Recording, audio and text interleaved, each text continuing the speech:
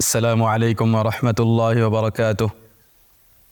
আলহামদুলিল্লাহি ওয়া কাফা ওয়া সালামুন আলা ইবাদিহিল্লাযীনা ইসতাফা।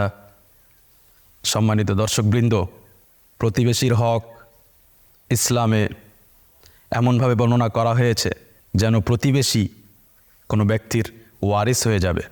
প্রতিবেশী কাকে বলে? ইবনে আবি জামরাহ বলেন যে প্রতিবেশী কাফেরও হতে পারে, মুসলিম তো হবেই, প্রতিবেশী কোনো শত্রুও হতে পারে এবং এমনকি কোনো অপকারী ব্যক্তিও প্রতিবেশী হতে পারে। আলী রাদিয়াল্লাহু আনহু বলেন, প্রতিবেশী হলো সেই ব্যক্তি যে আজান শুনতে পায়, অর্থাৎ তোমার থেকে কেউ এত দূরে আছে যে সাধারণভাবে আজান দিলে সে আজান শুনতে পায়, সে তোমার প্রতিবেশী হিসাবে গণ্য হবে। আয়েশা রাদিয়াল্লাহু আনহা বলেন, প্রতিবেশী হলো চারিদিকে 40টি বাড়ি, 40টি বাড়ি পর্যন্ত সবাই প্রতিবেশী হিসেবে গণ্য হবে। প্রতিবেশী সম্পর্কে রাসূল সাল্লাল্লাহু আলাইহি ওয়াসাল্লাম অনেক কথা বলেছেন। সহিহ বুখারীতে বর্ণিত আয়েশা রাদিয়াল্লাহু আনহা বলেন, কুলতু ইয়া রাসূলাল্লাহ ইন্না লি জারাইন ফাইলা আইয়িহিমা উহদি ক্বাল ইলা আকরাবিহিমা মিনকি বাবা। আমি বললাম যে হে রাসূল সাল্লাল্লাহু আলাইহি ওয়াসাল্লাম, আমার দুজন প্রতিবেশী আছে।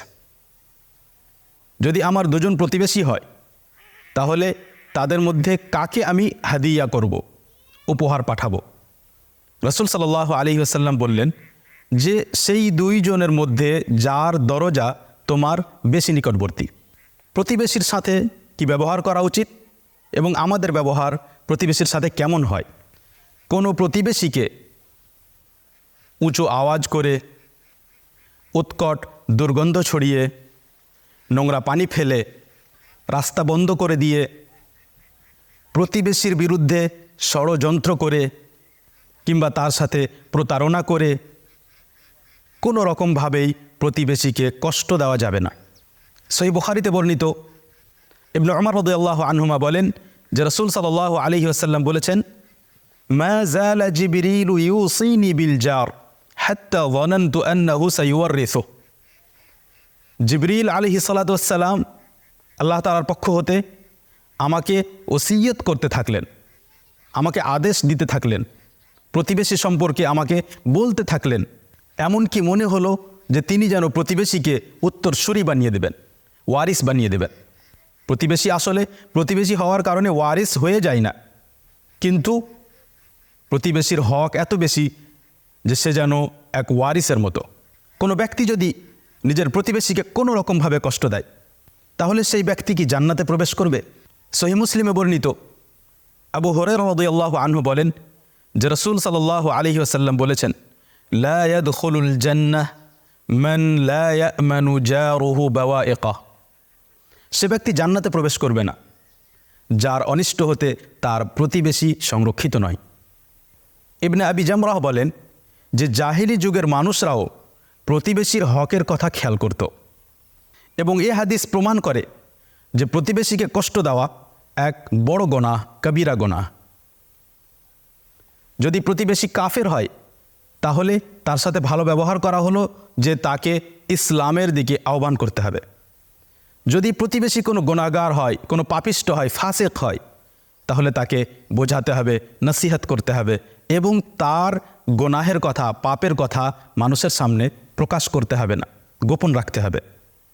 ইসলামে প্রতিবেশীর হক হলো এরকম যে যদি একজনের জমি অন্য আরেকজনের পাশে থাকে কিংবা দুজন যদি কোনো জমির বিষয়ে একে অপরের অংশীদার হয় কিংবা কারো জমি যদি পাশাপাশি এমনভাবে থাকে যে দুইজনকে একই রাস্তা দিয়ে যেতে হয় কিংবা কারো জমি এমনভাবে আছে যে দুইজনের জমি সেচ করা হয় একই নহরের পানি হতে, তাহলে এমতো অবস্থায় যদি ওই দুইজনের মধ্যে কোনো একজন ব্যক্তি নিজের জমির অংশ বিক্রি করতে চায় তাহলে সর্বপ্রথম সেই জমির অংশের ওপরে হক হলো তার প্রতিবেশীর।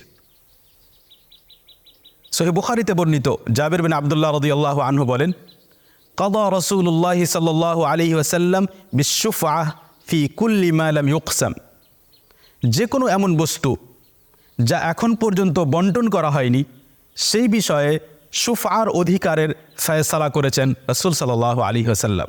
শুফআর অধিকার হলো যে পাশাপাশি জমি থাকলে বা যেরকমভাবে বলা হলো সেরকমভাবে যদি জমি থাকে তাহলে বিক্রি করার পূর্বে প্রতিবেশীকে জানানো, এবং যদি না জানিয়ে বিক্রি করে দেয় তাহলে প্রতিবেশী যার কাছে বিক্রি করা হয়েছে তার কাছ থেকে মূল্য দিয়ে আবার ক্রয় করে নেওয়ার হক রাখে।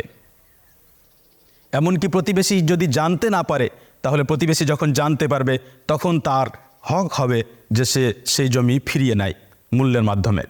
প্রতিবেশীর হক হলো যে প্রয়োজনে প্রতিবেশীর সহযোগিতা করতে হবে, এবং ছোট ছোট বিষয়ে যদি কারো প্রয়োজন হয় যে তার কাঠের কোনো অংশ কিংবা ডালের কোনো অংশ আপনার দেয়ালের ওপরে রাখবে, তাহলে তাকে নিষেধ করা যাবে না, তাকে অনুমতি দিতে হবে।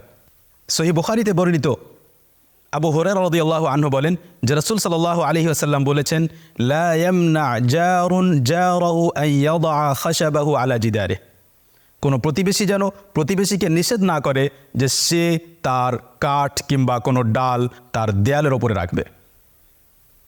এ বিষয়ে ওলামায়ে কেরাম শর্ত উল্লেখ করেছেন যে এই প্রতিবেশীকে অনুমতি দিতেই হবে, কিন্তু শর্ত হলো যেন প্রয়োজন থাকে সেই প্রতিবেশীর, কিংবা যে মালিক দেয়ালের তার কোনো প্রয়োজন না থাকে এবং সেই মালিকের কোনো ক্ষতি না হয়।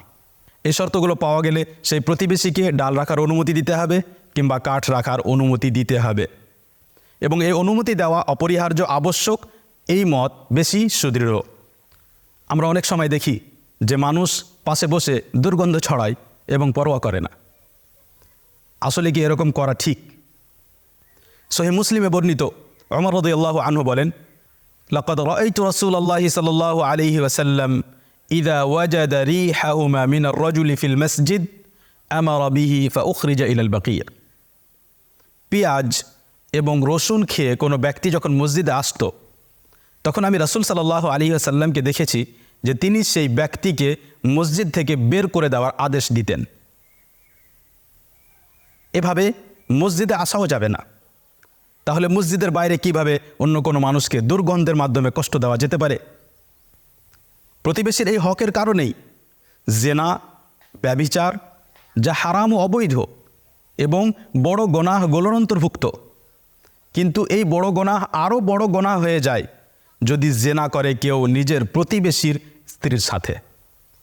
সহিহ বুখারীতে বর্ণিত ইবনে মাসউদ রাদিয়াল্লাহু আনহু বলেন, আমি জিজ্ঞেস করলাম যে সবচেয়ে বড় গুনাহ কি?